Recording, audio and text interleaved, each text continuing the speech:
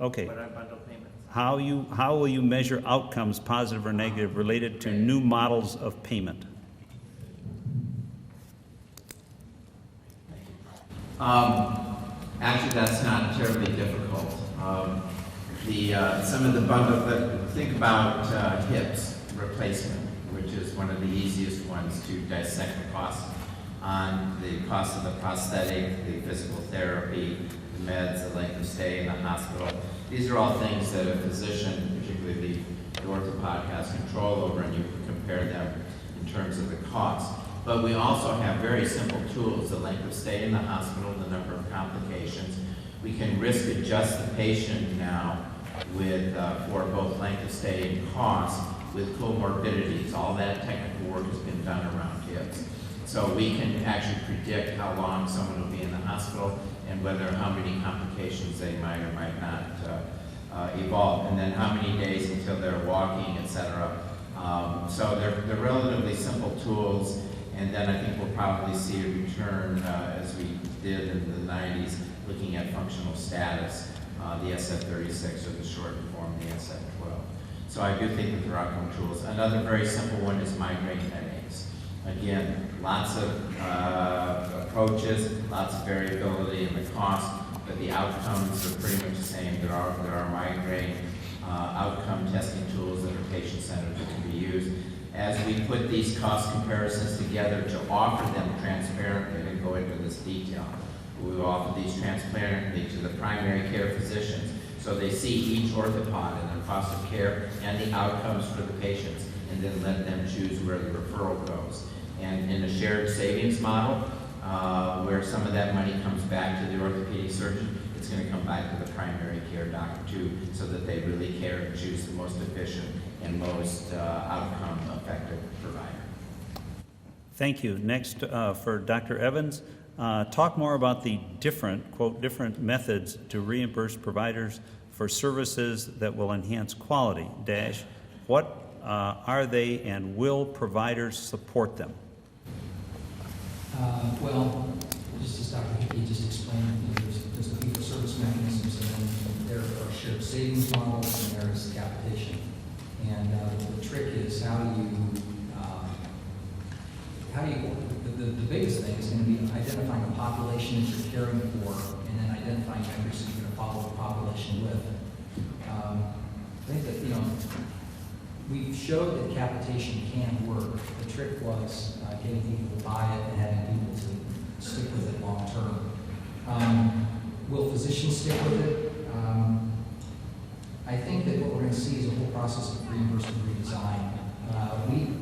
We went through the 90s and we introduced capitation, but in the 90s what we primarily were measuring was cost. Cost reduction. We didn't have good ways of measuring quality.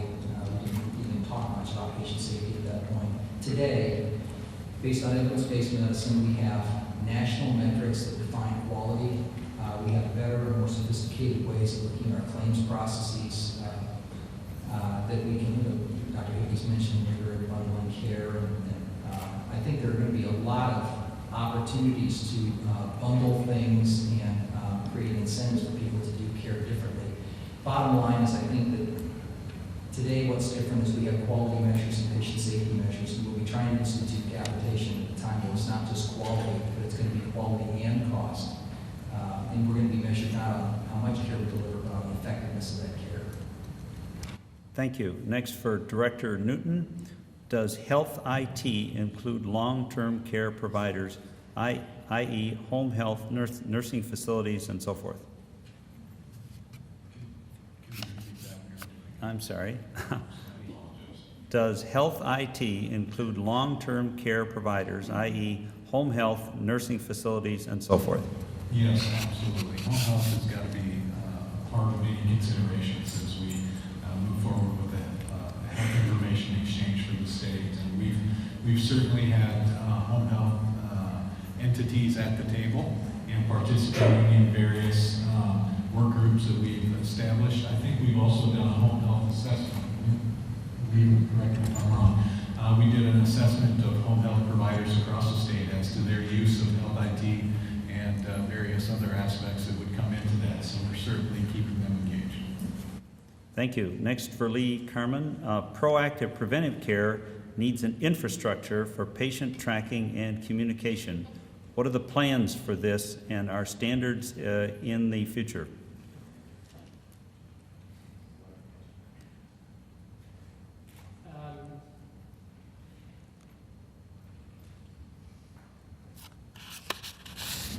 I think what type of technology is going to be successful in supporting the preventative care, the medicine home model, it's still something that needs to be determined and worked out. I'm reasonably confident there are a variety of technical solutions that could be deployed to this problem effectively, but it shouldn't be a technology in search of the utilization. It should be the other way around, where we clearly articulate what our objectives are.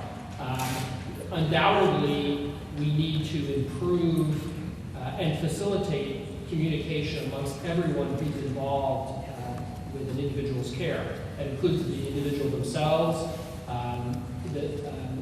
It might be home family members who are responsible for providing direct care to the patient in the home.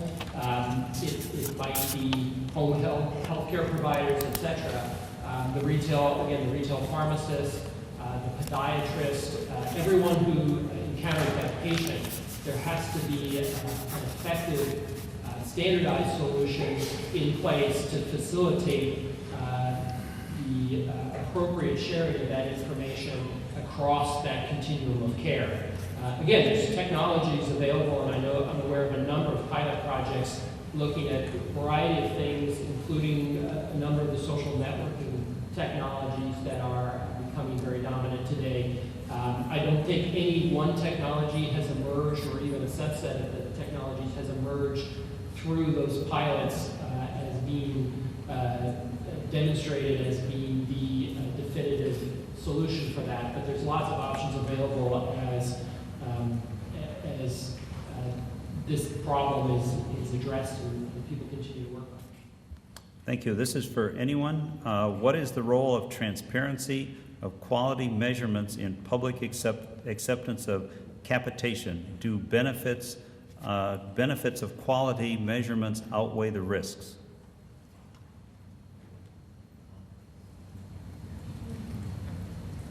Okay. I kind of hear that question as saying a couple of different pieces. One of them is transparency. And the first, I actually used this statement recently. Someone asked some question about transparency and providers' acceptance of transparency. And I spent a lot of time telling providers to get over it. We have historically not had the measures, we have not had the definition, and they were correct. We either didn't have standardized definitions, or we have not had historically mechanisms to pull the information together to do any kind of comparative reporting. And I feel bad that we have not had better transparency historically, but we haven't really been able to even define language until recently. The fact is, we have the language. We are going to be measuring things. We mentioned with regard to trending, bundles, whatever, but we're looking at the effectiveness of care. So transparency is like, it's a given. It's a core tool that we have to have as we begin to move forward. Read the second part there about the consumers. It had to do with public acceptance of capitation. And do benefits, then the general question at the end, do benefits of quality measurements outweigh the risks? Well, public acceptance of capitation first. The public rejected capitation, and you can jump into why you think that's so. But the fact is, there's going to be a choice issue. But the bigger challenge is, and this is going to be kind of sound disrespectful, but we're going to have some change in the consumer's mindset about how they utilize healthcare. Today, the American consumer's mindset around healthcare is that we deserve the very best healthcare that somebody else will pay for. Now, think about that statement, because it really says three things. Number one, we deserve the care. It's a right. Okay, so we have this entitlement mentality. Number two, the very best. We're America. We should have the best, right? Okay. Well, what is the best? Sometimes the best isn't necessarily the best. The best just might be be some new thing. And we don't really have a way of gauging if it's the best or if it's just different. So, and then the last piece is that, again, the consumers, by and large in our society, don't have a lot of skin in the game. We pass that to the employer in a lot of those situations. So the point I'm making is that I think that's one of the mega trends that are going to have to happen with healthcare reform. Consumers are going to have a different value statement. Now that I've said that, capitation might actually become a more, when they have skin in the game, it might be a more cost-effective solution and maybe more acceptable in the future. Yeah, the point I want to make is I don't know that the public who really experienced capitation rejected it. I think that is a myth that's been, that physicians and hospitals who weren't necessarily doing as well as they were under fee-for-service kind of took. There were definitely some issues of undercare or not enough care, but they were far and few between. Got played up by the press. So it was in the press interest, the physician's interest, the hospital's interest to do away with it. And for those of us who lived through, I lived in the 90s in Albuquerque, New Mexico, which was a fully capitated environment. You couldn't get insurance except under capitation. You had to choose between one of three systems.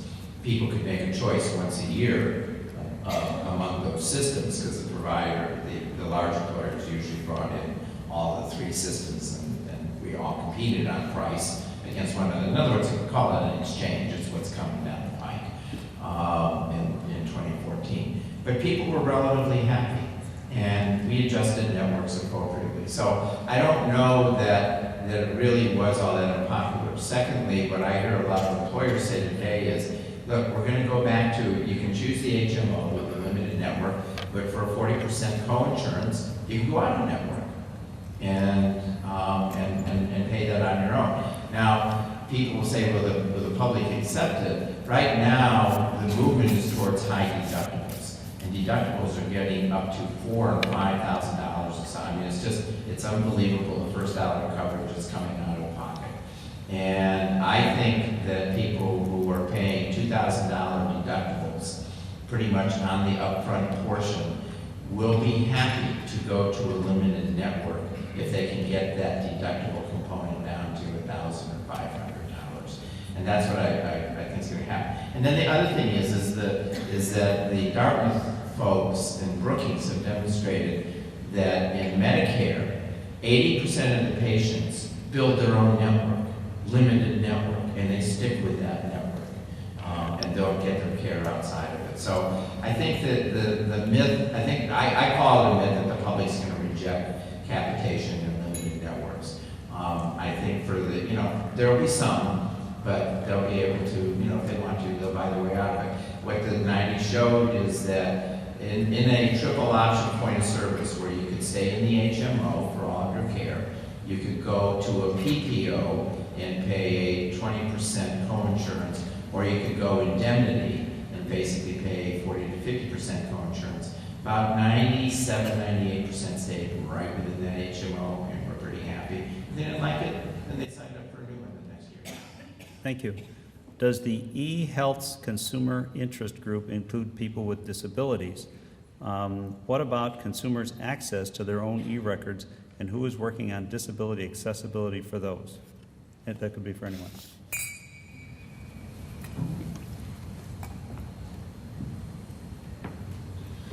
Yeah, I can't tell you the exact who is on those who is on the consumer advisory groups, but certainly we're reaching out to all associations that represent consumers. Certainly, if there are people out there that would like to contribute to it, we're still taking input from consumers. I can go back and try and get that information, whether or not we have anyone who represents people with disabilities. And then the second part of that is the personal health record question. Yeah. What about access to the e-records, and who is working on disabilities accessibility for those? We've talked about personal health records to some degree, but at the outset, we're trying to get the systems connected. And I think even at the federal level, they're struggling a little bit with how personal health records may fit into health information exchanges that are created at the state level. So I know that that's on the radar screen, but that has kind of taken a backseat to getting our health information exchange up and running within the state so that we can connect those systems initially. Thank you. I love this next one. The principles discussed seem to focus on the body from the neck down. Does anyone foresee this trickling up to oral health services and coverage? Yes. Anyone? Dental care, I mean, is that? That would, yeah. Yeah, that would be dental care. You know, the dentist has done a great job of containing healthcare costs, but guess what? A whole lot of it comes out of your pocket, so your skin is in the game, and that's one of the reasons. So, you know, the deltas, the blues, they already have plans that are essentially kind of well, not capitated per se, but they've found the medium, and they're not experiencing the same kind of inflation that we are in general healthcare. This is for Tom Evans. Please comment on the role of nurse practitioners in implementing the principles of the medical home. How will these providers be integrated into the medical home model?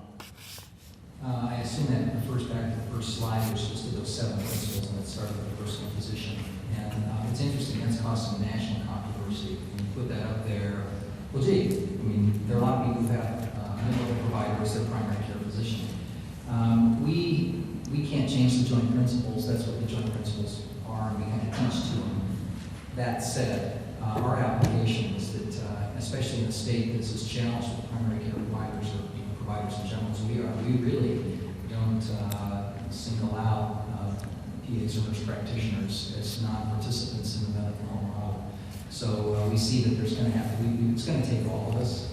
One of the tenets of the medical home model is that everyone now moves to practicing at the top of their degree.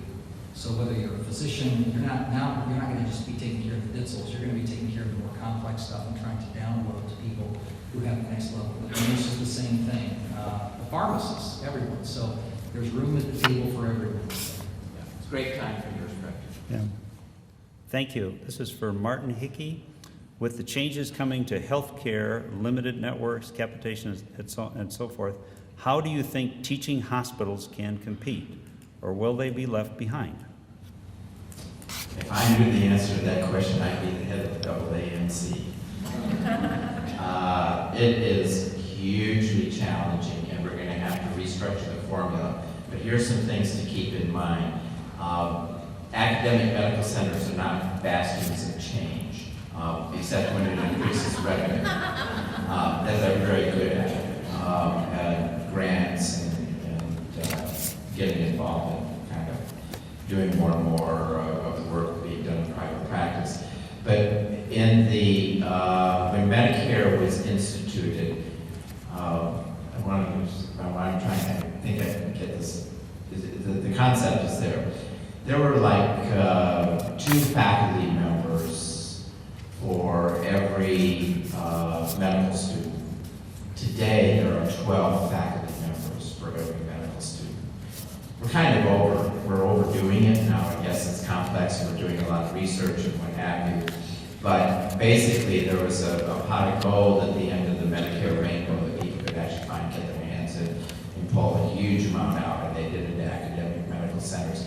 And academic medical centers are going to have to go through the same pain that non-academic medical centers are going to have to go through in deciding what is a critical service and what is not a critical service. And I know that that is not a pleasant statement for people in academia to hear, but guess what? If we can't get you to fix it and recognize the problem and start to develop the root of the solution of the problem for the new medical students or trainees who are coming out, then what are we going to do? So you have an incumbent upon you in academic medicine is a huge mission change to efficiency and effectiveness of care, and you have to demonstrate it yourself in order to be able to teach it. Thank you. That will conclude the questions. Again, I want to thank the panel for really an outstanding performance, both in delivery and in answering questions, and with some apologies to those who had really good questions here, and they will look for them online. We will do our best to respond to those. So with that, let me again thank everybody.